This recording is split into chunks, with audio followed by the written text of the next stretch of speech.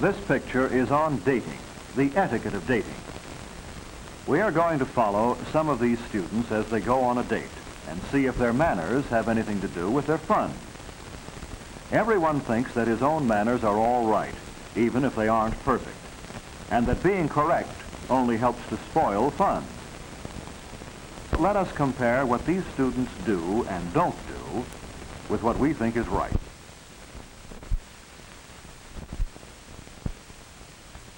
Let's compare ourselves with Margaret, or with Helen,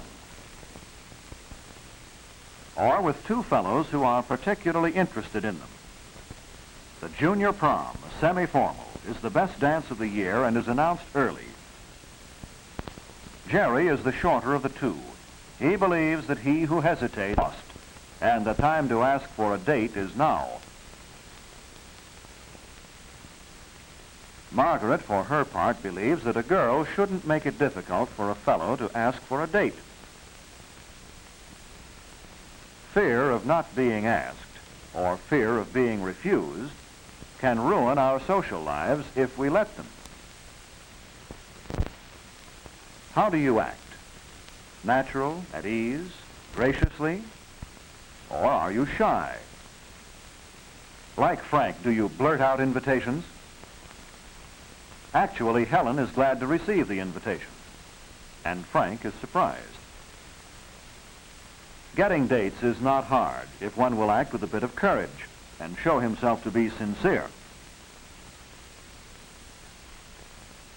A week before the prom, Jerry asks Margaret to help Frank by finding out what Helen intends to wear to the dance. But Frank isn't thinking far enough ahead to realize that he will soon be selecting a corsage for Helen, and that the corsage should harmonize the color of the dress to be worn. He should also find out the type of corsage she prefers. So Jerry steers Margaret into a discussion of corsages. She recalls the ones she likes best: gardenias, spring flowers, an orchid once, camellias. She and Jerry have been dating for a long while. She appreciates the good taste he has shown in choosing flowers that suited her dress and complexion. The wearing of flowers on the wrist, the shoulder, or in the hair is a matter of preference.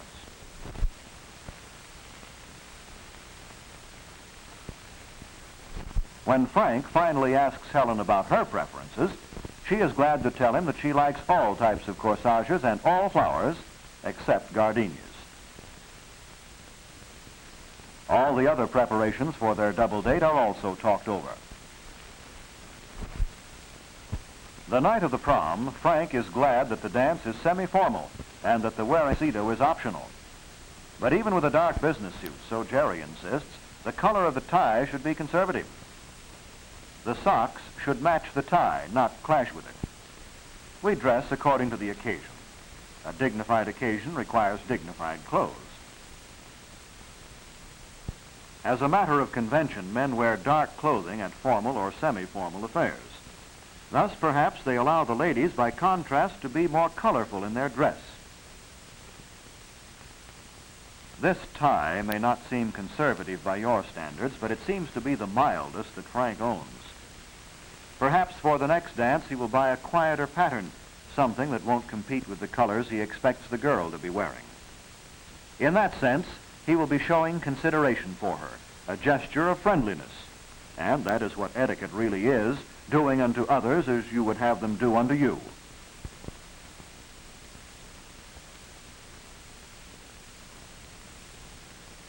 Correctness in dress, like other matters of etiquette, is something which has to be learned. One needs to check on himself and inquire from those who know what is correct.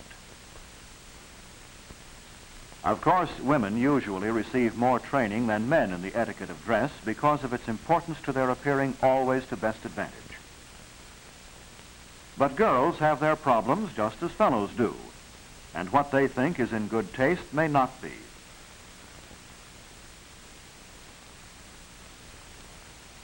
Naturally, everyone thinks that what he or she likes should be considered correct. But most girls are inclined to overdress. Even the word of parents is not always accepted. Mother is called old-fashioned. But Margaret will take Helen's word for it that she is wearing too many ornaments. Simplicity is always the safest policy in ornamentation. Correctness of dress for an occasion includes not only the choice of gown and slippers, but the hairdo and the accessories, the jewelry, and, yes, the face makeup. The rules are simple, logical, and easy to remember, and they are very important. Frank doesn't look happy, and he isn't.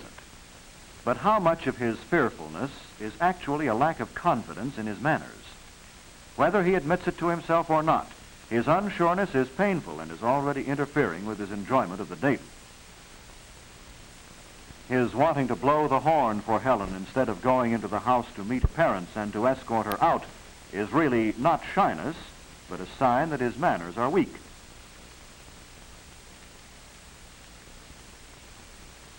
He hasn't taken the trouble to learn how to meet people easily. Helen tries to introduce him first to her mother, who has risen to shake hands with him. Ladies are always introduced first, and they may offer to shake hands or not as circumstances warrant.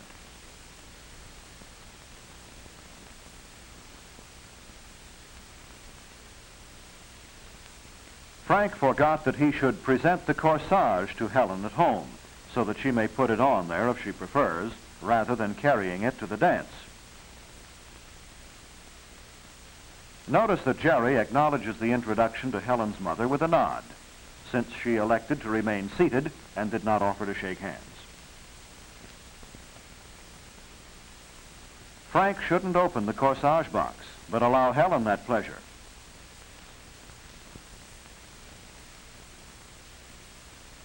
Since Helen does not wish to put the flower on now, Frank should take care of it and see that it is not damaged. But give him credit for assisting Helen with her wrap. Helen's parents are glad to have met the boys with whom she is going out. And on the boys' part, meeting the parents is a minimal courtesy as well as a pleasure.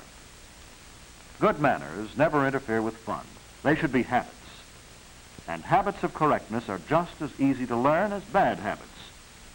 Correctness has the real advantage of allowing one always to be at ease. Jerry has been here often and is right at home. However, the ease with which he enters into a conversation is based on his genuine interest in other people and what they are thinking. Meanwhile, Frank is laboring to interest Helen in what is his, not her, chief interest, sports.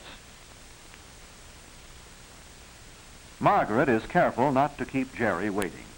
She doesn't believe that keeping a fellow waiting a long time will allow her a more dramatic entrance and thus increase his interest. Rightly, she depends on the charm of her personality to hold his attention, not upon little games. So that Jerry feels he is dealing with her true self at all times. The phone call is from one of those fellows who wait until the very last minute to try making a date. Jerry can laugh at his would-be competitor. Margaret is gracious, of course, but brief. There is no excuse for last-minute requests for a date. No girl is flattered at the idea that she hadn't already received an invitation. Besides, a lot of the fun in dating is in the anticipation. And right now, they are well along in their fun. But Frank and Margaret have problems with conversation. Margaret has tried to talk about the dates she has had with other fellows. She meant only to be entertaining, but such topics irritate rather than interest. Perhaps, she and Frank hope, the dance will furnish better topics. Now they have arrived, and all the fun they hoped for lies ahead.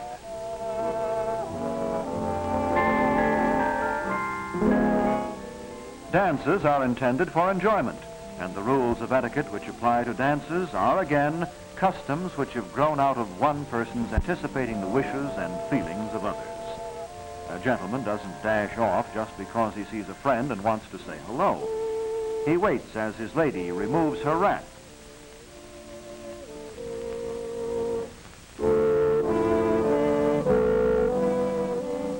He allows her time to pin on her corsage and powder a bit if she wishes. He saves her any feeling of being deserted or of possible embarrassment in entering the dance unescorted. Ladies expect such courtesies, just as they enjoy the thoughtfulness shown in presenting them with a well-chosen corsage or enjoy being properly escorted.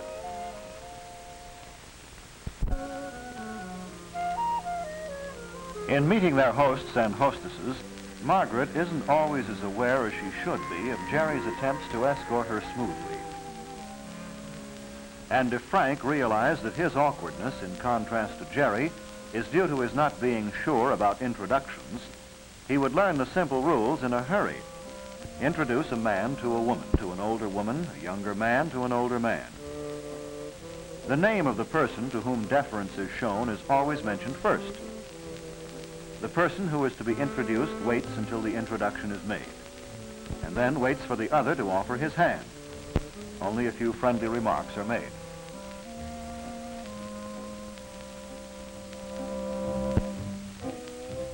After greeting the sponsors, the first thing that Jerry sees to is that they select a rendezvous so that they will have a definite place during the evening for meeting after dances. Then they begin filling in their dance programs. When programs are filled out in advance, and then one or two couples don't attend after having exchanged dances, the programs are left with gaps that are hard to fill. So it is perhaps to wait until dances can be exchanged friends who are present. Then the dances that have been promised can be written in.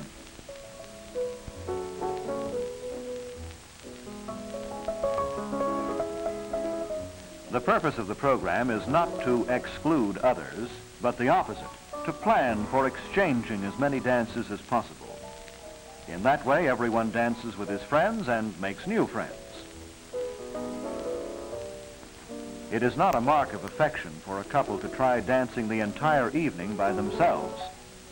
For after a while, they tire of their exclusiveness, and then each one fears to hurt the other's feelings by wanting to dance with someone else. It is customary, though, for a couple to reserve for themselves the first and last dance. Frank forgets it and has to be straightened out. But now that they have gotten to dancing, let's hope that their troubles are over and that the evening will work out the way they have hoped. However, let us watch to see if their enjoyment depends in part at least on their manners.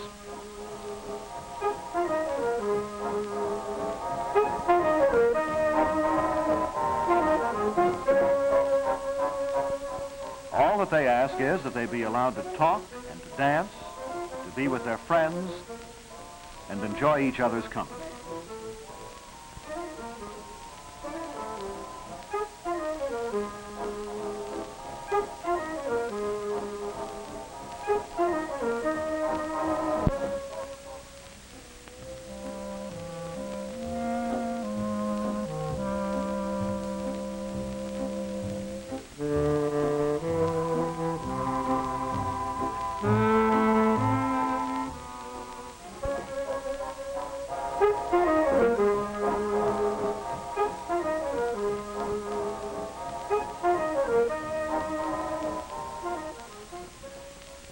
Frank, relax, be natural, talk.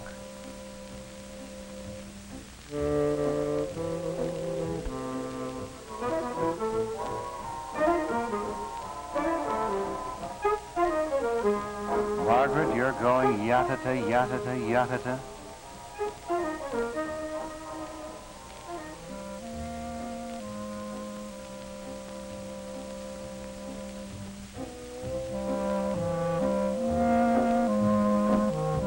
No, Frank, hold the cup yourself as you fill it, then present it.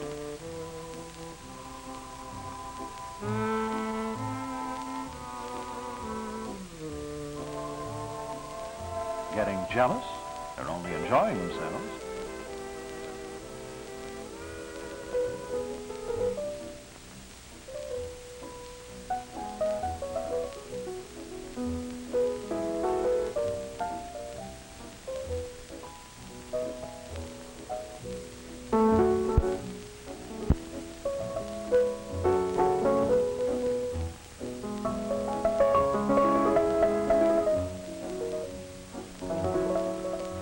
Keep trying, Frank. Be sensible, Margaret.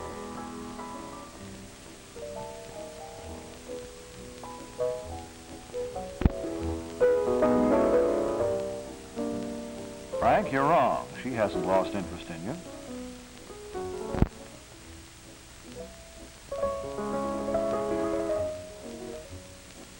It's foolish to be jealous.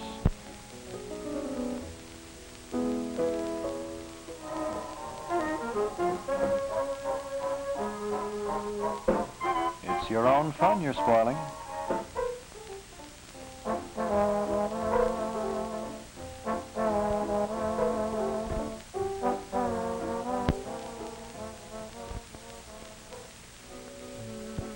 As the dance is drawing to a close, and it is time to say goodnight to the sponsors, everyone seems to have had a good time, except Frank. The dancing hasn't worked out as he and Margaret hoped, but Jerry and Helen are at fault too. They have allowed Frank and Margaret to become jealous. Of course, they aren't justified. Margaret made the mistake of trying to be too entertaining. Frank allowed his fears to make him wooden. People never like to blame themselves, so they blame others. All that either needs to do is to learn how to be natural and talk of what is interesting to the other person as well as to himself. Meanwhile, a good deal of the fun has gone out of the evening. Even though Margaret pretends that nothing has happened and all is well. Naturally, we all learn through experience, but that is usually the long and the hard way. Being hurt so often, if we realize that our social lives are filled with problems of etiquette, and that these must be studied. We must observe our own behavior, compare it with what is proper, and be certain that our habits are correct. Jerry's example in suggesting to Margaret a dish that she might like is one that Frank might follow.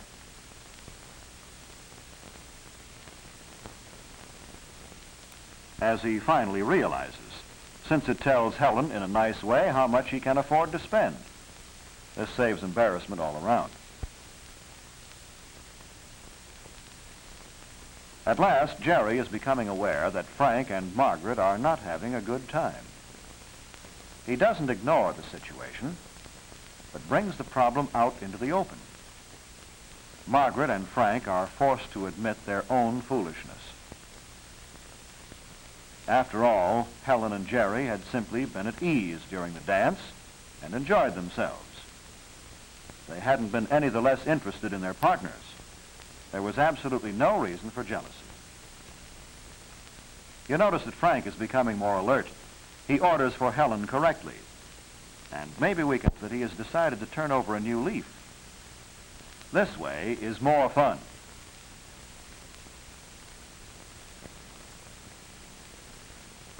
The meal has been happy, and now that the mistakes that have been discovered won't be repeated, and those that haven't yet been discovered will come to light as they pay more attention to their manners.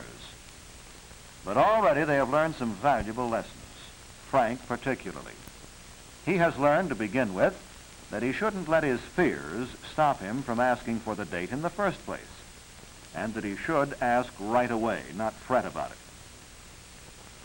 He is glad now that he learned a little more about selecting a corsage and about how he should dress.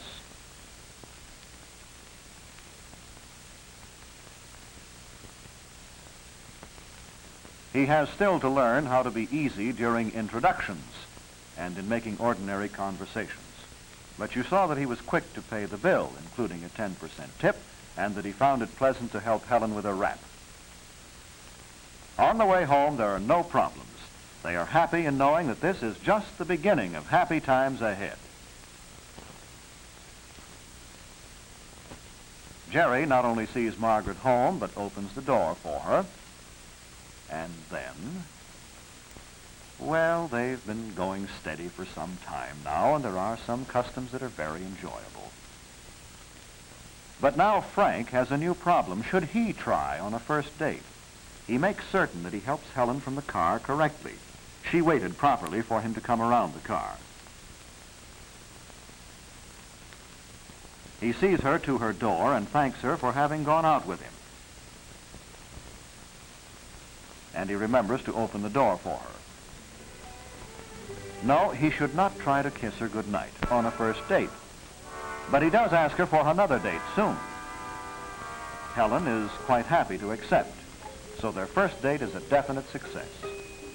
Our ending is only a beginning of other dates to follow, of a new attitude toward manners,